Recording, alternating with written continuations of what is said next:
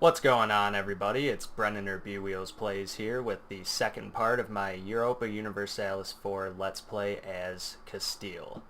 Now, where we last left off, I had just started out this Let's Play, and I gave you guys a brief introduction on a couple of things regarding this game, how it plays, what you are capable of pulling off, etc., etc. Now, where I left you off, I had just allied with Portugal, and was attempting to create an alliance with France, which is still in the making. It is still a possibility, although they did actually ally Aragon. So basically what that means is I'm not going to be able to use them in wars against Aragon unless Aragon declares it on me. And therefore they will join me because it'll be a defensive alliance. They'll take me as precedence. Or I can use them in wars against other people, like let's just say Burgundy, for example, if for some reason I decide I want to randomly go to war for the Netherlands all the way up there, which isn't even possible anyways. But basically what happened in addition to that is I also managed to vassalize Navarra, the nation I talked about briefly. And pretty much what that means is, like a personal union, they're pretty much under my control for all intents and purposes. I can't talk.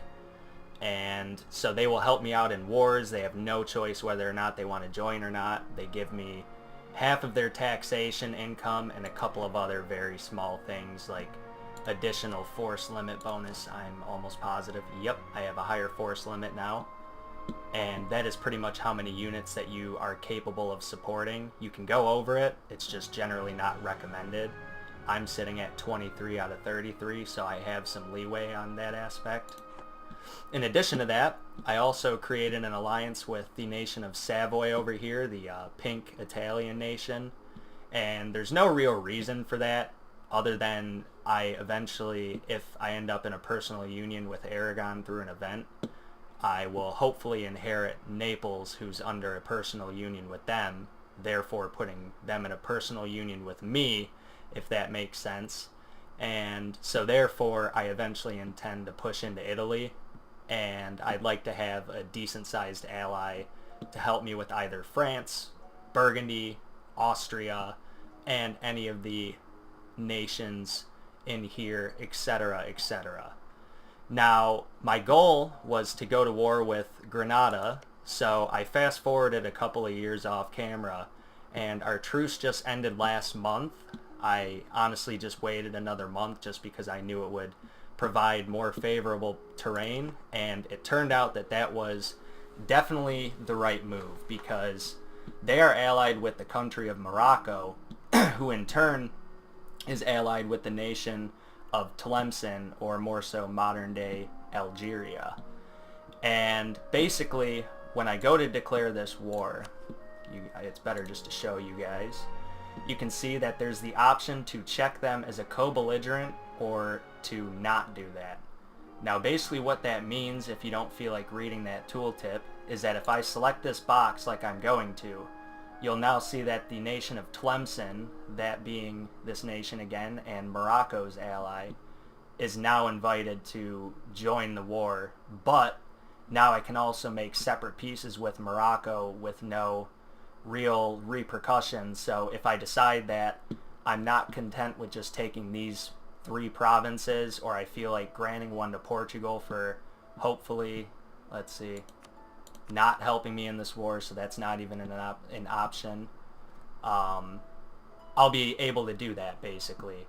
Now because they're in a war, even if they do join, they're very tied down because they're fighting a nation that's of equal power, if not honestly greater. I haven't really checked out the alliances between the two to see. It looks like they're winning, but that could easily turn around.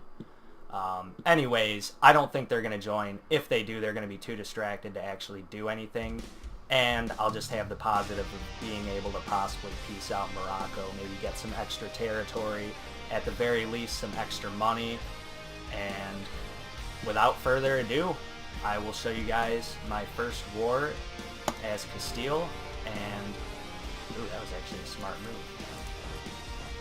Also, my first step to becoming a regional and eventually basically a worldwide, or rather global, world power, because I am only going to start in Africa and Europe. I quickly intend to obviously go to America, and depending on what move I decide to make in Africa, I eventually, you guys can't really see it until I unlock this, it's called Terra Incognita.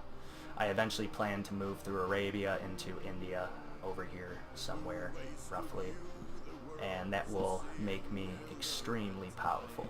But let's get to this war. As you can see, they have 5,000 units. I'm just going to guesstimate that Morocco has somewhere between 10 to 13,000, so even if Tlemcen joins, I should be equal, or after I eliminate this army, at an advantage in this war. And I also will have these 2,000 men for what it's worth. So let's see what happens. Well, that's what happened. I completely obliterated the majority of their navy, and the rest is about to follow suit, that being their trade ships. Where are they going? Oh, they're just going to stand here and let me kill them. Beautiful. This is how war should always be fought. Oh, they went to good terrain. I probably should have shown you guys that battle interface a little bit more, but we'll get through this together. So, I'm going to split my army, or not. I'm going to split my army and siege the fort they have here at Granada, while also simultaneously taking these two provinces. Looks like they're going to lend a little hand in that. And once they're defeated, I'm going to at least attempt, and there goes the rest of their fleet, thank you for that one. Anyways, I'm at least going to attempt to springboard myself into Morocco. Ooh, I captured a ship. Awesome, that's one less that I have to spend money on. So, that's the fall of Jabal Tariq, otherwise known as Gibraltar. Just going to send them back here. The only reason why... Oh, cool, another free ship. I will take it. They're just handing me free ships like no other. I rarely ever capture ships. That's kind of luck-based. But, anyways, as I was saying, I'm, keeping some troops away from the main army because, here's, an event, the first you guys have seen. Not the first I've gotten, though. But I'm keeping my army split because the more men I pile into the siege, the more men I'm going to continue to lose due to attrition, and that will slowly whittle down my manpower level over here. I could definitely take more away. You know what? I might as well. What I was going to say is I can take more away, but I don't want to, because in the event that Morocco lands troops, I don't want them to catch me with my pants down, but realistically, it would be not a bad idea to have a small reserve army in case they land somewhere else anyways. So, this war is going to be pretty boring compared to some of the ones I'm going to fight in the future. It's going to be pretty cut and dry, a lot of just slow and boring sieges with not too much really going on. I really wish I could speed this up a little bit more, but apparently this game doesn't exactly run the greatest with my computer and recording and having another video editing in the background simultaneously, so unfortunately that's not going to happen. It looks like France is in an altercation with a whole lot of people and they're losing, so maybe it was a good thing I actually didn't get tied up with them and instead chose smaller powers that are scattered throughout who can help me in several different theaters. I wish I could cancel my royal marriage with them now so I could fill up another slot. They gave that up. I wouldn't be filling up a slot with their royal marriage rather, and I could go get a new alliance as Tunis actually wants one. So Tlemcen, if that's what it's pronounced, actually did join, which is just a minor annoyance. Hopefully they're too caught up with their war with Tunisia and God knows who else to really interfere with my war. But if they decide that they want to, they'll be trampled underneath with the rest of them. Now, since this war is going to be extremely drawn out and boring because of the fact that this is their capital, thus providing it with a free fort level in addition to having a fort built on it, therefore making it a level 3 fort and the hardest to capture in the game at this point. I'm going to go check out some other areas, see if there's anything else going on. Just kind of, oh, looks like the Prussians are being conquered by Poland. But anyways, back to what I was saying, just kind of give you guys a little bit more of an idea of what the map is like, and even though you won't be able to see it all due to terra incognita, kind of give you a premise of some of the nations. I'll actually zoom in so you can see some of the smaller ones' names. These are just all the little German city-states. I was actually going to consider playing as Brandenburg. Ah, Austria, you are one lucky bastard. I was actually hoping that I would get that event. In history, Burgundy was a major power that generally sided with Britain in their wars against France, and they ended up getting pretty much inherited by, I want to say, Spain? Maybe Austria first and then Spain in history. That's why back at a certain point, if you look at a map of the Empire of Spain, you'll see they did own the Netherlands, some random parts of France, and little Italian areas, is because that event fired and they managed to inherit Burgundy like Austria just did. So they immediately just became my next target for an alliance once I shit-can France after this war. Speaking of which, I should actually start improving relations with them, as I have not begun doing that. Nope. They just really want to keep throwing their fleets against me in piecemeal fashion and getting destroyed. If they would have combined fleets, they actually possibly could have taken me, because I didn't care to actually look at the ledger, to be honest with you. But thankfully they're not doing that. So it looks like this is finally going to fall. It's all kind of random in how this works out. This is like my siege percentage. As you saw, it started at a negative number, now it's up to a positive.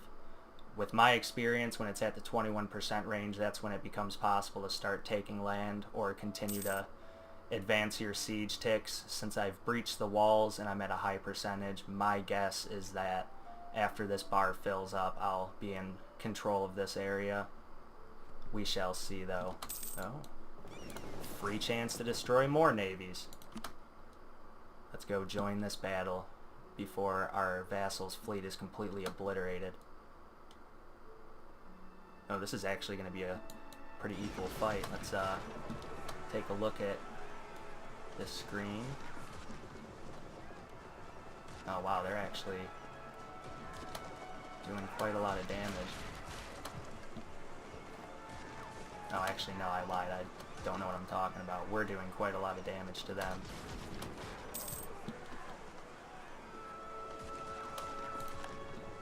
Okay, so one of those ships might have been mine.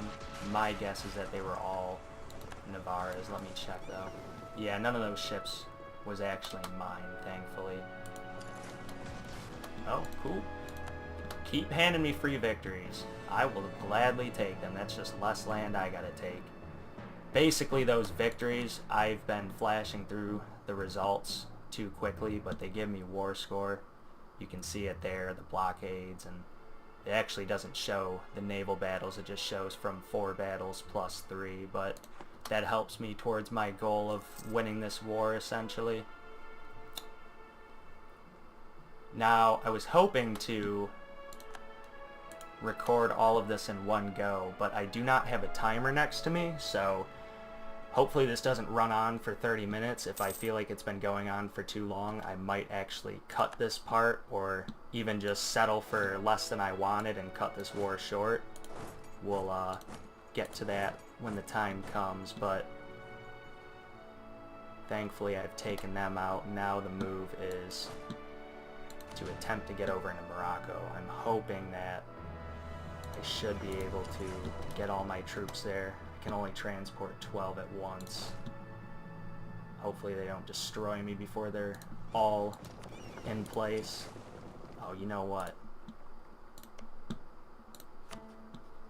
This will be smarter. Since I already am allied with them, I might as well get military access so I can put troops in their land. Okay.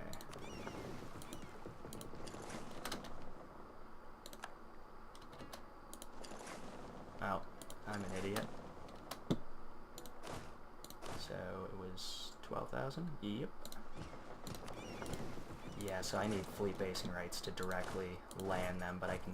Oh, that would not be smart. So there is a very good possibility of them meeting me on the beaches here. And that can go very, very, very badly for me. We shall see, though.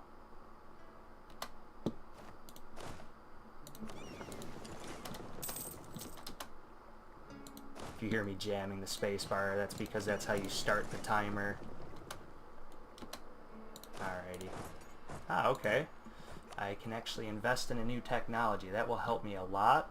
But what I'm going to do is actually wait until this year completes because it'll lower the amount of points I have to spend to achieve that technology. And then once I get it, I'll make certain to absolutely destroy this African army right here. I might have to siege this first before zone of control allows me to move, though. Okay, so what that was is it is a new... I wonder if it spawns somewhere. Let me see here. I believe it's in this map mode. Yeah, by the way, you guys can go through and look at a million different map modes. This game is extremely in-depth, down to almost everything. If you guys want to pause the video to see all this stuff. So institutions is what I'm looking for here. And the Renaissance spawned in the capital of... Wow, that's actually really good. In the capital of Naples. And so basically what that is eventually this Renaissance will spread from nation to nation based on certain factors until it gets to me and everybody else. Then you have to let a certain province build up to a certain level of adopting that institution. You go in here and you actually go and spend some money to embrace the Renaissance, and up until you do that, you will suffer disadvantages in technology. A little penalty, it makes you spend more points to get something. Speaking of which, you should get this.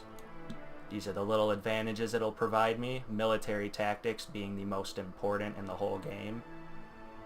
So that is a huge technology advance. In fact, I look to be one of the only ones who has it, which is awesome. That's very, very, very key early game, and I'm glad I'm already in a war when I got it, so I can have an opportunity to utilize this advantage.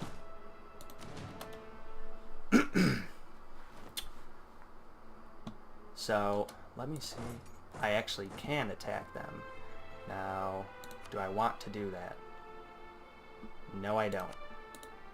The reason I don't is because they're positioned in Highlands territory, which will, or rather terrain, not territory, that's Portugal's territory. But they are in the Highlands, which gives them a bonus for the actual battle. I will get a -1 modifier if I'm correct, which could either win them the battle, or even if I do win, it could result in me sustaining too many casualties for my victory to even matter. So that's a no-go. I'd rather just siege down their land, and God help us, that is the worst possible leader you can have. He gives me no bonuses to any of this. Wonderful. Well, he's going to make a great general, and eventually he's going to more than likely die in battle. At least if things work out for me like I hope they will. By the way, I just spent 100 of this power to restore that stability level I lost. You can get up to +3. I'm just trying to actually get technologies and such. Now, actually, speaking of technology, where do I do it at? Okay, so my focus is set to military power, my strategy behind that was to get to this technology as quick as possible, but now I'm going to actually switch that back, as this next technology is not nearly as important, although it does have good bonuses and a new infantry unit type. But rather I'm going to switch it to administrative, because that is the technology after this one where you can begin to get your first idea, as you can see here. And I'm not certain what I will choose yet, and since you guys are more than likely, no offense, uninformed on what to choose, this first one I'm not going to leave up to discussion, but anything after that, probably you guys can have an input. This is going to go into exploration, and it's going to allow me to go and colonize Africa and the New World. So, looking at how I only have 26% progress, and I imagine just off of a... Ooh, wow, that is... Let me cut myself off here. So, I have a really good general, one of the better starting generals in my experience. I showed you his stats earlier, but I just got a rare event that I've never actually gotten before that gives you a 100 tradition general, which theoretically opens up the possibility to get maximum pips in every single one of these stats. Guarantee you, with my luck, he's going to be barely better than this guy, but let's see what we end up with here. That was a massive, massive, massive good event. Bless the heavens. I have nothing else to say. That is a phenomenal general. In the early game, I guess I'll take a second here to explain, because I didn't go into siege. In the early game, before you get cannons, as you can see here, taking a province takes forever. Sometimes it takes a year. I've even had it take up to 2 years with the larger forts later game. So early game, before you get cannons, these are the most important pips to get, as you can obviously siege land way quicker. This general is a godsend. I will take that legitimacy and prestige loss happily. So I can't actually assign him to this army yet, voice crack. I have to take this province first, and then once it's under my control, I am most definitely putting that guy in charge of this army, and it will speed up this war. Which, speaking of, I will more than likely cut this video off after the seizure of this province, and if a land battle transpires now that I have this new general, I will definitely include that. But I will have to show you guys the remainder of this war in another episode. As I stated before, I did not plan on this taking this long, and this is actually my second cut of this Let's Play, as I mentioned in the first video. So I have actually spent an hour in addition to what I spent making this one. So I just maxed out relations with this random nation over here. I'm actually improving nations with a bunch of areas in the Mediterranean, because I obviously plan on seizing land in this, and it will give me what's called aggressive expansion with neighboring nations. It's worse as they're closer to you, if that makes sense. And so improving relations with nations keeps them from joining in a coalition together to fight against me. So you obviously want to do that with as many nations as possible, because the smaller the coalition, the better. You don't want any negatives to come from your conquering spree, which, as you guys will see in this Let's Play, I'm going to be doing a lot of, especially when I get into the New World, and also as I get a better foothold in Africa. Possibly even in this war, we shall see. So this siege, if I'm lucky, should be finishing up shortly. And I will actually see if I can't go about piecing out Morocco and bringing an end to this war as well, which I had not thought of, but it is a possibility. Please? Please end the siege. Beautiful. Okay, so let me put this man in charge, this god on the battlefield, and let me see if I can't get rid of them. And I can't. So do I want to risk this? You know what? I exited out of that last battle screen. Let me see. Okay. I'm going to give you a better view this time. So I just got a 4 shock tick and a 2 fire. I'm sure you guys saw from that shock tick how quickly their morale dropped. This is a definite victory. Oh wow, yeah, I did it again with that 4 shock tick. Even though I attacked into disadvantageous, if I can speak English, terrain, you can see the results of having a 100 times better general. They got absolutely thrashed. And 4,000 men advantage is not a very big difference. Generally, when you're attacking into crappy terrain, you want to have more than that. But not if you have this god of a general. Actually, let me see if I can piece them out now that I just obliterated their army. Maybe that's all they needed. Nope, that's not all they needed. Well, in that case, I'm going to end this second part right here. Thank you guys all for watching, and you all have a great day. I hope you enjoyed these 2 videos. I will have another RuneScape progress video coming later tonight, if I can manage to get it to upload with these 2 large videos, where I get 91, depending on if I have enough time, as I'm still currently trying to accomplish it right now due to my overestimation, possibly 92 cooking.